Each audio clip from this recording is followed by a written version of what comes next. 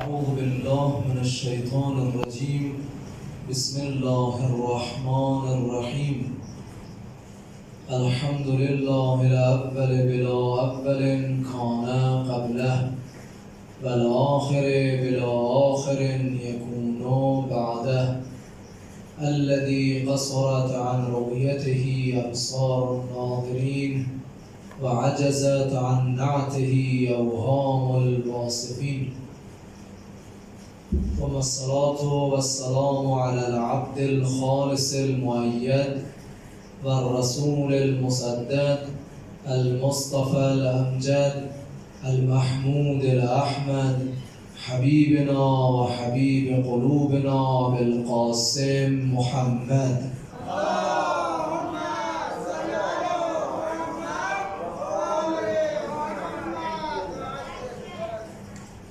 وعلى أهل بيته الطيبين الطاهرين المعصومين، لا سيما بقية الله في الأراضين.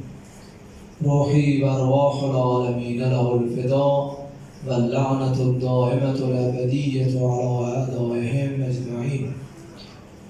ساعت مقدس عزادار واقعی و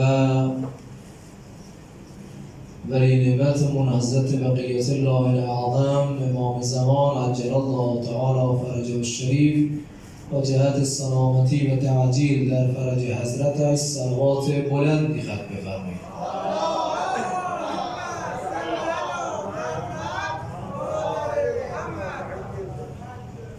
همچنین ساحت مقدس و مطهر سید و سالار شهیدان حضرت ابا عبدالله حسین علیه السلام و ساحت مقدس قمر منیر بنی هاشم حضرت ابوالفضل عباس علیه السلام صلوات دوم رو محمدی پسندتر بفرستید.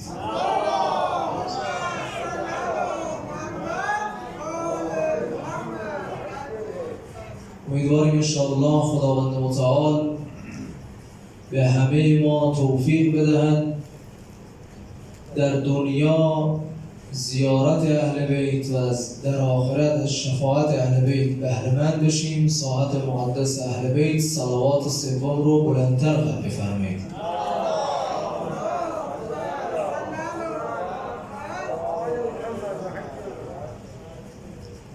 برای اینکه انسان زندگیش زندگی حسینی باشد بایستی زندگیش ویژگی‌هایی داشته باشه. ما در زندگی هامون دو بعد وجود داره، یک بعد عمل و دوم بعد نیت، و این دو بعد با همدیگه در ارتباط هستن. هر عملی که انسان انجام میدهد یک نیتی پشت اون عمل هست. هر عملی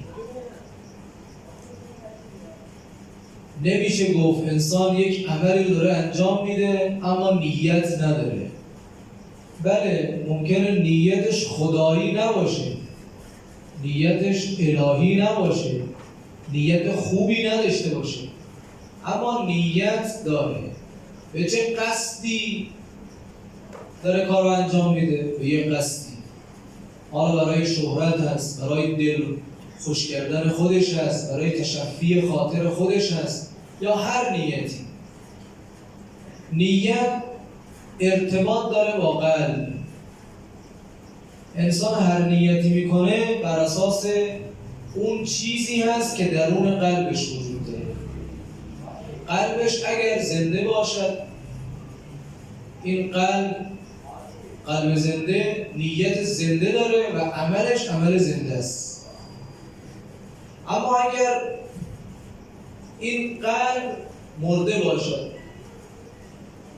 نیت دیگه نیت الهی نیست. انسانی که بمیرد ازش کاری بر نمیاد. کاری بر میاد؟ انسانی که از دنیا بره، مرده، از این عالم قطع شده روحش، این کار دستش بر نمیاد. انسانی که قلب معنویش هم بمیرد کاری دستش بر نمیاد. دیشب عرض کردم گاهی قلب انسان میمیره، مثال عبدالملک مروان رو هم زدم. اگر دیدیم از عبادت خدا به یاد خدا نیستیم، عبادت خوشمون نمیاد، یا از گناه خدای نکرده خوشمون میاد، بذار این صحنه رو نگاه کنم خیلی صحنه قشنگی، بذار این غیبت رو بکنم خیلی شیرین، الان تنور داغه بذار تهمته رو بذارم تو کاسهش. اگه خوشمون اومد از گناه و از عبادت و کار خوب بدمون اومد، اینجا معلوم میشه که انسان قلبش مرده. این یک وجه برای قلب. وقتی قلب میمیره دیشه برس کردم. امشب میخوام بگم یه پله پایین‌تر. انسان گاهی قلبش نمیمیره اما سخت میشه. اصطلاح میگن قساوت قلب میگیره. تو روایات ما متعدد عامل بیان شده برای اینکه انسان قلبش چجور سخت میشه، قساوت قلب چجور میگیره. قرآن کریم خیلی زیبا میفرماید. در چند جای قرآن خداوند متعال تصریح میکند به اینکه بعضیا قلبشون سخت شده. ویل للقاسیة قلوبهم من ذکر الله. بعضیا اینقدر قلبهاشون سخت شده که اصلا به یاد خدا نمیفتن. سالی به 12 ماه تازه محرمی بیاد یه روزه اگه بیان، شب قدری بیاد، و الا بقیه 11 ماه سال یادشون نیست. وقتی انسان قلبش سخت بشود دیگه به یاد خدا نمیفته. قلب سخت چجور اتفاق میفته؟ امشب بخوام بگیم. اولین چیزی که باعث میشود دل انسان سخت بشه گناه است.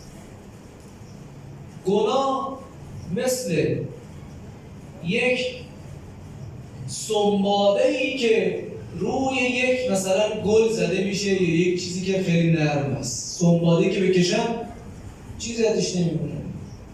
گناه پشت گناه، گناه پشت گناه. در روایت یا امیرالمومنین یعصوب الدین مولا الموحدین علی بن ابی طالب علیه السلام فرمود این که انسان قلبش قسی میشه و سخت میشه به خاطر چیه؟ و ما قست القلوب الا لکثرت الذنوب. به خاطر نیستش که انسان گناهاش زیاد شده.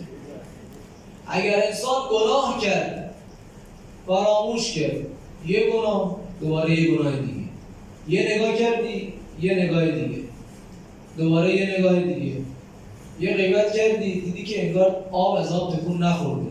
اینکه هی آیه روایت میارن که غیبت بکنی این کار میشه این اتفاق میفته، دیدیم که نه همچین هم اتفاق نمیفته. چون ماها تا خیلی از چیزها رو به چشم خودمون نبینیم باور نمیکنیم. بعد میبینی که نه این اثرها که تو روایات و آیات گفتن انگار همچین هم جایی از زندگی ما رو داره تکون نمیده. خب یواش یواش میگه خب این خبرها نیست، یه گناه دیگه، یه گناه دیگه هم ادامه میدیم. انقدر انجام میدیم این قلب قسی میشه. هرچی هم یاسین بخونی فایده نداره. آقای امام صادق علیه السلام این روایتی که میخوام بگم تو کافی شریف هست، خیلی روایت عجیبی هست. از فرمود آدمیزاد که به دنیا میاد یه نقطه سفیدی خداوند متعال در این قلب قرار داده. حالا این نقطه سفید منظور چی هست؟ مرحوم رحمت الله دستقی تو کتاب قلب سلیمش میگه این نقطه سفید منظور فطرت اولیه آدمیه که همیشه پاکه. همون چیزی که پیغمبر فرمود کل مولود یولد علی الفطرة الاسلام. هر بچه‌ای که به دنیا میاد مسلمان به دنیا میاد، مگر اینکه پدر و مادرش یحودانه او ینصرانه، یا پدر و مادر مسیحیش میکنن یا یهودیش میکنن، یعنی پدر و مادر تاثیر میگذاره. و الا بچه بر اساس فطرت به دنیا میاد. فطرتش چیه؟ اینکه تسلیم خدا باشه، خداجو باشه. فطرتا انسان خداجو است. امام صادق علیه السلام فرمود که انسان که به دنیا میاد خداوند متعال در قلبش نقطه سفیدی رو قرار میده. اون نقطه سفید عرض کردم فطرت اولیه است. بعد فرمود همین که بزرگ میشه یواش یواش این گناه مرتکب میشه. یه گناه انجام داد، این قلب، این نقطه سفید متزلزل میشه. بعد حضرت میفرماید اگر توبه کرد که فبها، اگر توبه نکرد اون نقطه سفید تبدیل میشه به سیاه، یه نقطه سیاهی به وجود میاد. بعد حضرت فرمود اگر همجور گناه کرد توبه نکرد، گناه کرد توبه نکرد، گناه کرد استغفار نکرد، گناه پشت گناه، گناه پشت گناه، به یه زمانی به وقتی میرسه که این قلب کلاً سیاه میشه. بعد حضرت فرمود قلب که سیاه شد، بعد حضرت این آیه رو فرمودن کلا بل ران علی قلوبهم ما کانوا یکسبون. گاهی قلب‌ها زنگ میزنه، حضرت فرمود این زنگی که میزنه مال همینجاست. قلب سیاه که میشه گناه پشت گناه. پس اولین عاملی که باعث میشود قلب انسان قسی بشه و سخت بشود گناه است. شیخ رجب علی خیاط یه دوستی داشت، میگه من یک ماشین داشتم به ظهری بود، داشتم از کنار خیابون رد میشدم با ماشینم، دیدم یه خانومی کنار خیابون وایستاده. دیدم خب یه خانومی از جوان زیبا، تا نگام بهش افتاد صورتمو کج کردم. بعد با خودم گفتم فلانی حواستو جمع کن، اینجا جایی لمسشه. با خودم استغفار کردم، حواسمو جمع کردم، متوجه یاد خدا شدم. بعد چون منتظر ماشین بود سوارش کردم تا جایی که میخواست رسوندمش.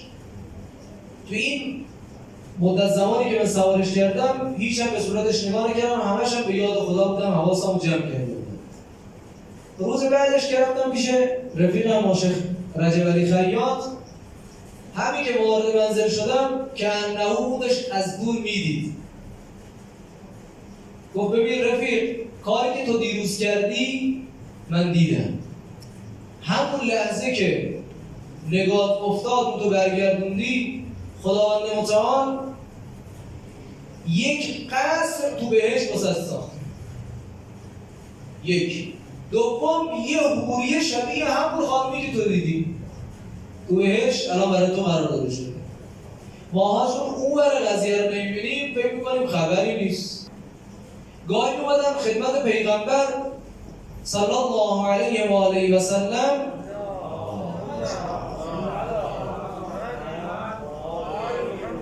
میگفتن یا رسول الله ما وقتی خدمت شما هستیم از موعظه و پند شما استفاده میکنیم، جوری شما صحبت میکنید که قلبهای ما زنده میشه. سخن پیغمبر زنده کننده قلبهاست. ببینید پیغمبر سخنش خیلی تاثیرگذار است. گفتن آقا ما پیش شماییم خیلی حال خوشی داریم که اننا نعاین الاخره و الجنة و النار. جوری که شما صحبت میکنید ما انگار بهشت و جهنم رو داریم میبینیم. اما همین که از محضر شما خارج میشیم میریم بیرون، دوباره دنبال زندگی و زن و بچه و کاسبی و اینا، دوباره همون آش هست و همون کاسه. قضیه چیه؟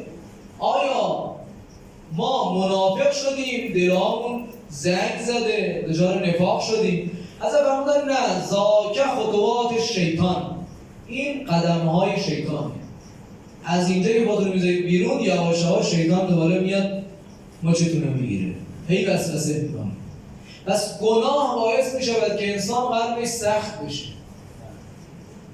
خب این گناه چند تا اثر داره، من اینو بگم. اولین اثر گناه این هستش که انسان روزیش کم میشه. وجود مقدس و نازنین امام صادق علیه السلام فرمود ان العبد لیذنب الذنب فیذوی عنه الرزق. اگر عبد هنگامی که گناه میکند، همین که گناه کرد یه مقداری از رزقش کم شد. این کم شدن کاسبی ها اینا که الکی نیست که، یه مقداریش امتحانه، یه مقداریش هم به خاطر کمکاری خود طرف دو نوع ترازو میگذاره. بعد میگه آقا جماعه ما قرضامون نمیتونیم ادا بکنیم، وام داریم بکنیم. بله یه جاها مشکلات از جای دیگه است، اما من نباید کم بذارم. قرآن کریم برای کسانی که تو کشیدن ترازو کم و زیاد میگذارن ویل رو قرار داده. ویل میدونید چیه؟ یکی از عذابهای جهنم ویله. به تعبیر برخی از مفسرین ویل چاهی در جهنمه، به یکی از درکات در جهنم. ویل للمطففین، کسانی که کم و زیاد میکنن انگار به ترازو کشیدن. از حواسمون جمع باشه، بعضی از گناهان، حالا گناه که انسان انجام میدهد رزق انسان کم میشه، این یکی.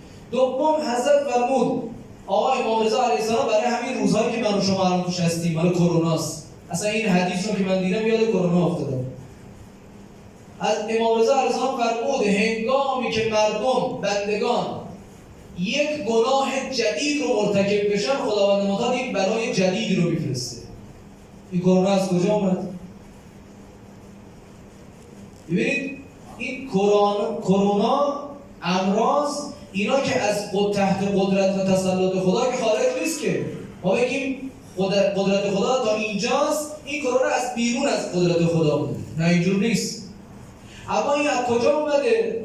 حالا من نمیخوام همش بگم اینجوریه، اما امام رضا علیه السلام میخواد بفرماید که گاهی بندگان یک گناه جدید رو که احداث میکنن، طبق روایت ایجاد میکنن، خداوند متعال بلای جدید رو نازل میکنه. این دو. سوم حضرت فرمود اگر انسان گناه مرتکب بشود، خداوند نعمت رو ازش سلب میکنه. لئن شکرتم لازیدنکم و لئن کفرتم ان عذابی لشدید. اینا که شوخی نیست که. اگر شکر نعمت به جا بیارید شما، خدا زیادش میکنه، اما اگر کفران کردید عذاب خدا شدیده. خدا در مورد کرونا نگفت عذاب شدید که عالم رو به هم ریخته. اونی که حالا خدا فرموده که این عذابی لشدید دیگه چیه؟ اونی که خدا هنوز میش نگفته شدید اینجوریه. پس اولین چیزی که انسان دلش سخت میشه به خاطر این هستش که انسان گناه پشت گناه. شیخ رجب علی خیاط از یک خیابون داشت رد میشد، یه لحظه به فکر یه گناهی افتاد، یا در فکرش یه گناهی به ذهنش خطور کرد.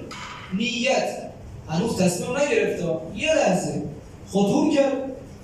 چهارراه اول رد شد، چهارراه دوم دید چند تا از این اسبه ها و شترها دارن رد میشه. اینها از کنار عاشق رجب علی خیاط که رد شدن، یه دفعه یکی از اینها رم کرد و یه لگدی طرف عاشق رجب علی پرت کرد. ایشون سرشو برگردون. هرچی فکر کرد خدای من کار نکردم. بعد فکر کرد گفت یه فکر گناهی به ذهنم رسید، خدایا من گناه نکردم. بهش رسوندم، خب اون لگدم بهت نخورد که. اگه گناه میکردی که لگده رو خورده بودی. گاهی نیت گناه، البته بگم در کلاس امثال بنده نیست، ماها که همچون گناه پشت گناه انجام میدیم، این خیالمون هم نیست، هیچ عالم تکون نمیخوره. چرا؟ چون اینجا خدا نمیگذاره، یه جای میگذاره مچمون رو میگیره. پس اولین عامل این هستش که انسان اگر گناه پشت گناه انجام. دوم هستش که اگر انسان در زندگی آرزوهای طولانی داشته باشه. آقا امیرالمومنین تو خطبه 42 نهج بلاغه هم داره، تو خطبه 28 هم داره. یه مقدار عبادتش با هم فرق میکنه. حضرت فرمود ان اخوف ما اخاف علیکم اثنان، من علی از شما در مورد دو چیز میترسم. یک، فرمود اتباع الهوا، اینی که انسان از هوای نفسش پیروی بکنه. چرا؟ چون اگر از هوای نفسش پیروی بکنه، فرمود فیصد عن الحق، هر چی داره گوشش بگن دیگه نمیفهمه، هر چی که در مورد حق بهش بگن فایده نداره. تو کربلا شما ببینید حضرت چند تا خطبه داره، از صبح عاشورا تا ظهرش چند تا خطبه داره. تا حضرت میخواد صحبت بکنه هلهله میکردن، شروع میکردن، نمیذاشتن از حرفشو برسون. به خاطر چیه؟ چون اینقدر این از هوای نفسش پیروی کرده که اصلا حرف تو گوشش نمیره. بعد فرمود دومین چیزی که حضرت فرمود من میترسم طول الامل، آرزوهای دراز. چرا طول الامل؟ به خاطری که حضرت فرمود اگر انسان آرزوهای دراز داشته باشه فینسل آخرت رو دیگه فراموش میکنه. خب معلومه دیگه، من اگر قراره تا هزاران سالم قرار زنده بمونم دیگه، آرزوهای طولانی یعنی زندگی دراز، زندگی دراز یعنی آخرت رو ندارم دیگه، تمام شد. یعنی من دنبال آخرت نیستم که. پس حضرت فرمود دو چیز هست که من میترسم. زمان هارون به مأمورانش دستور داد یه نفر رو پیدا بکنید که این پیغمبر رو درک کرده باشه. چند دهه گذشته بود از وفات پیغمبر، زمان امام کاظم علیه السلام ظاهرا بود. یه نفر رو پیدا بکنید بیارید که پیغمبر رو درک کرده باشه، یه حدیثی میخوام ازش بشنوم که از مستقیم از پیغمبر شنیده باشه. رفتن گشتن، مدتی طول کشید، یه نفر رو پیدا کردن. پیرمردی بود، آوردنش تو سبد میذاشتنش، آوردنش پیش هارون. هارون بهش گفت که تو پیغمبر رو دیدی؟ گفت بله. گفت خب چیزی هم از پیغمبر که فرموده یادت هست؟ گفت بله، یه دونه حدیث. گفت خب اون چی بود؟ گفت که پیغمبر رو من دیدم، با پدرم رفتم پیش پیغمبر، حضرت یه حدیث فرمود من یادمه. پیغمبر فرمود بنی آدم پیرمردم که بشه دو تا صفت همیشه جوانه. یک اینه که انسانی که پیرمردم بشه طمعش هیچگاه پیر نمیشه، همیشه طمعکار است. خب دومی چی؟ گفت دومی اینه که آرزوهای طولانی داره. گفت حالا بردارید ببریدش. موقعی که داشت میرم هارون بهش گفت یه لحظه نگهش دارید، یه پولی چیزی هم بهش بدید. یه پولی بهش دادن و بعدش هم میبردن نگهبانا بهش گفت یه لحظه صبر کنید برگردید پیش هارون ببرید. آوردنش پیش هارون، گفت جناب خلیفه این پولی که الان دادی مال همین الانه یا برای آینده هم هست؟ برای همیشه هست. هارون اونجا خنده ای کرد، گفت واقعا پیغمبر راست گفت، تو هم طمعکاری هم آرزوهای طولانی داری. همین که برداشتن آوردن تا اینجا یه پولی بهت دادیم خیلی، برای آینده هم داری فکر میکنی؟ بله اینجوریه. آثاری که برای آرزوهای طولانی هست. صادق آل محمد فرمود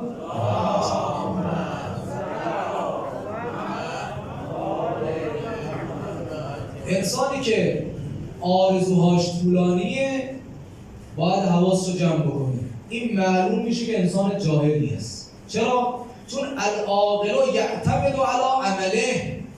انسانی که عاقل هست به عمل خودش اعتماد میکنه، تکیه میکنه. اما انسان جاهل و جاهل یعتمد علی عمله با الف. انسان جاهل به آرزوهاش تکیه میکنه. حالا فعلا حال خوشی داری، فعلا بذار بگذره. همین که فعلا بگذره یعنی انسان جاهلی هست.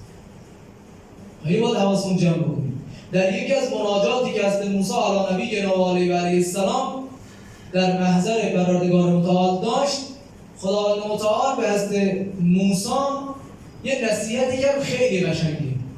خداوند متعال فرمود لا تطول فی الدنیا عملک. موسی حواستو جمع کن، تو دنیا آرزوهای دراز نداشته باش، آرزوهای طولانی نداشته باش. چرا؟ خداوند فرمود فیقسو قلبک. اگر آرزوی طولانی داشتی قلبت قسیب میشه، همین که ما داریم میگیم. و بعد فرمود والقاسل قلب منی بعید. این دیگه خیلی خطرناکه. خدا فرمود که کسی که قلبش قسیب میشه، سخت میشه، از من خدا دیگه دوره. از من خدا دوره یعنی چی؟ یعنی رحمت من شما رو نمیشه.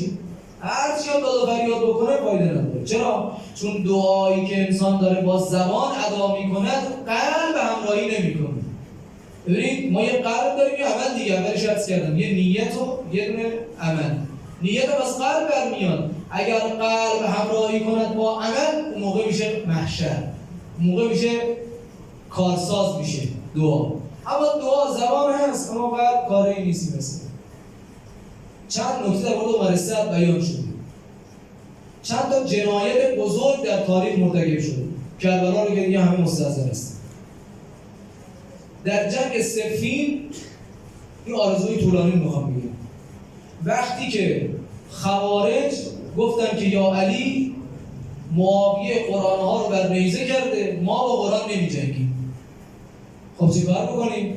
جمع شدن گفتن که خب علی نه تو رو قبول داریم نه معاویه رو، یه نفری وسط حکم باشه قضاوت بکنه چه کار بکنیم. این همین عمر بن سعد اومد به کسانی که شورش کرده بودن علیه امیرالمومنین اومد پیشنهاد داد، گفت آقا کجا میخواید برید؟ دنبال خلیفه میخواید بگردید؟ پدر من سعد بن ابی وقاص فاتح ایران، میدونید سعد بن ابی وقاص بر خودش یه وزنه‌ای بود دیگه در تاریخ، گفت پدر من بذارید خلیفه بشه. ولی خدا رو مردم تنها گذاشتن و دنبال خلافت پدرشه. انسان‌هایی که دنبال آرزوهای طولانی هستن اینجوری هستن، برای آینده داره نقشه میکشه. در ماجرای حجر ابن عدی علیه حجر شهادت بود. بعد در ماجرای مسلم هم مسلم او رو رازدار خودش قرار داده بود، رازی بهش گفت، رفت فاش کرد جلوی ابن زیاد. تو کربلا که همه ما مشخصه میدونیم چیکار کرد؟ ابو عبدالله نصیحتش کرد، فرمود اگر باغ نداری باغ بهت میدیم، اگر دنیا نداری ما به دنیا میدیم، اگر آخرت نداری یا آخرت رو ما تضمین. انسان چقدر باید سنگدل بشه ابو عبدالله بگه بیا سمت ما، او بگه نه من حکومت ری باسم خوبه. خوش به حال کسانی که ابو عبدالله اونها رو سمت خودشون کشید و اونها پذیرفتن.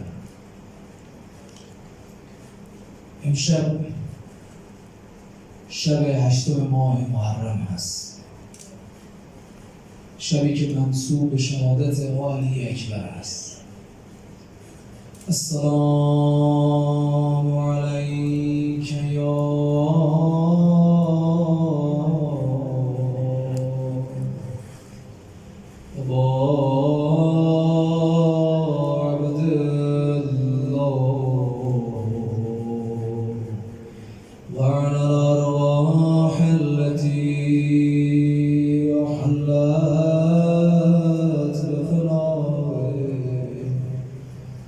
عليك